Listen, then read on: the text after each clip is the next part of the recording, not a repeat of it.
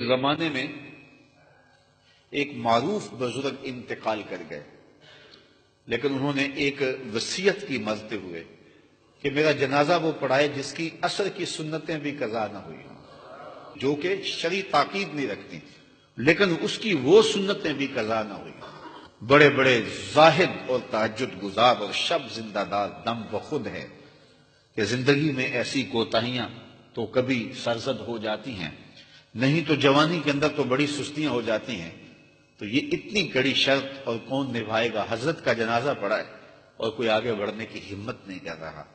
جب جنازے کو دیر ہونے لگی اور لوگوں میں چیخ گوئیاں زیادہ شروع ہوئی تو سلطان شمس الدین التمش جو وقت کا حکمران ہے، آنکھوں میں آنسو ہیں تو آگے بڑھا اور مصلی پہ کھڑا ہو کے کہنے لگا مرنے والا مر گیا، ہمیں بے نقاب کر کے۔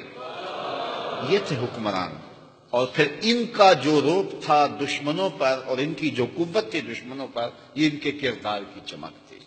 تو امامت صغرا ہو یا امامت کبریٰ ہو، مصلی کی امامت ہو یا تخت و تاج کی امامت ہو، ہمیں سب سے زیادہ توجہ اپنے کردار کی طرف دینا ہوتی ہے، اور جب ہمارا کردار خلوت میں خوبصورت ہو تو پھر ہماری جلوتوں کے اندر روب پیدا ہو جاتا ہے، ہمارے لہجوں کے اندر رس بڑھ جاتا ہے، ہماری آواز میں تاثیر پیدا ہو جاتی ہے، پھر ہمارا حکم ٹالا نہیں جاتا، یا پھر حکم انسان کیا ٹالے گا، پھر تو زمین بھی حکم نہیں ٹالتی، پھر تو پہاڑ بھی راستہ دے دیتے ہیں۔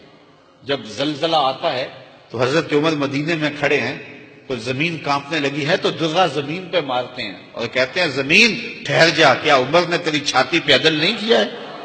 تو زمین ٹھہر جاتی ہے۔ وہ کردار کی چمک تھی۔ اور ایک لونڈی رو رہی ہے مدینے کی گلی میں، حضرت عمر گزرتے ہیں تو پوچھا کہ تم کیوں رو رہی ہو؟ اس نے کہا کہ ٹھوکر لگی اور جو میں تیل لے کے آ رہی تھی وہ بہہ گیا اور زمین میں جذب ہو گیا۔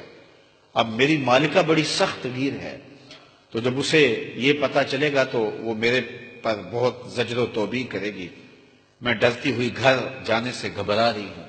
تو حضرت عمر نے درہ زمین پہ مارا اور زمین کو کہا زمین کیا عمر نے تیرے پہ عدل نہیں کیا اور تو میرے ہوتے ہوئے ایک لونڈی کا تیل جذب کر جائے؟ تو زمین نے فوراً تیل اگل دیا، کہا اس کو اپنے برتن میں ڈال لو۔ تو یہ عمر تھے رضی اللہ تعالیٰ عنہ کہ زمین بھی حکم مانتی تھی۔